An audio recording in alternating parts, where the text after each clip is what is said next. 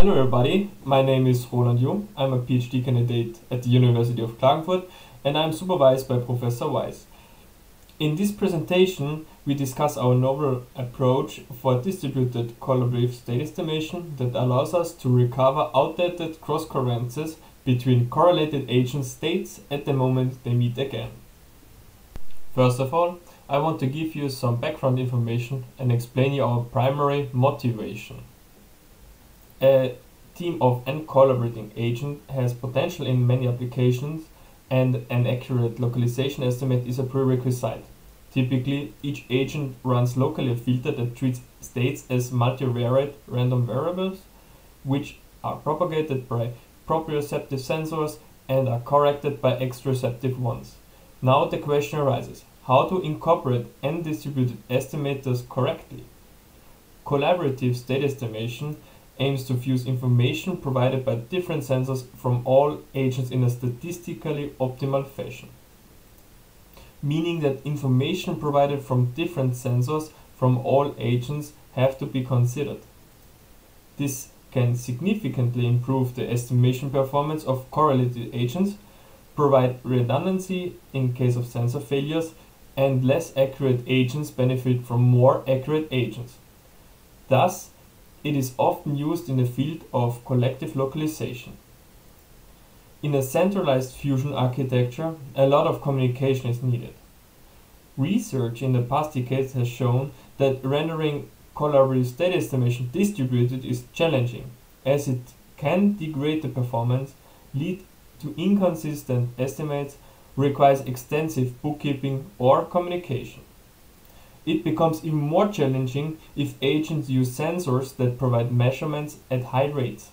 In our case, we use an IMU as state propagation sensor, which typically provides measurements at a rate greater 100 Hz. In collaborative state estimation, we can distinguish between three different filter steps. The state propagation step is advancing the estimate in time, based for instance on control input, encoders or an IMU. Private observations are correcting estimates based on local exteroceptive sensor readings, for instance GPS measurements, and joint observations are referring sensor readings directly or indirectly to multiple agents' estimates. Those can be various relative sensor measurements between agents, for instance range bearing, relative podes, etc. Initially, agent states are independent, shown by zero entries in the off-diagonal blocks of the joint covariance matrix. Joint observations lead to coupling and estimates become more and more directly or indirectly correlated. Covariances are positive semi-definite, thus the upper and lower off-diagonal triangle matrix contain the same information. Romliotis and Becky proposed to factorize cross-covariances, which allows each agent to perform state propagation distributed and exact, as emphasized by the orange rectangles. Therefore, we call this strategy distributed propagation. Nonetheless, updates require global state and a persistent all-to-all communication. Persistent communication is a challenging constraint and should be avoided if possible. Therefore, Luft et al. Proposed approximations for filter update steps that allows isolated private and joint observations by neglecting non-participant agents. We call this strategy distributed approximated cross-covariance. This example shows a joint observation between agent 1 and agent 2, while technically any number of agents can participate. The joint covariance of participants, held in blue, can be restored exactly, but the cross-covariance terms of non-participants, in the purple square, have to be corrected by an approximated factor. Globally seen, this leads to conservative estimates, but communication is only required at the moment of joint observations. Unfortunately, maintenance of all cross-covariances is still needed locally for each filter step: propagation, private observation, and joint observation, which increase linearly with the number of known agents. To overcome this burden, we propose a single buffer per agent containing correction terms for all factorized cross-covariances. This strategy is called distributed approximated history. For each filter step, we identified correction terms. For the filter propagation, it is the state transition matrix phi. For private and joint observation, each agent applies a correction in relation to the gained information as proposed by Luft et al. Using a buffer allows us to recover outdated cross-covariances between correlated agents at the moment they compute joint observations again. For each discrete time step, one buffer element exists. Propagation steps are advancing the buffer by appending the state transition matrix, while corrections for update steps are left multiplied onto the buffer element.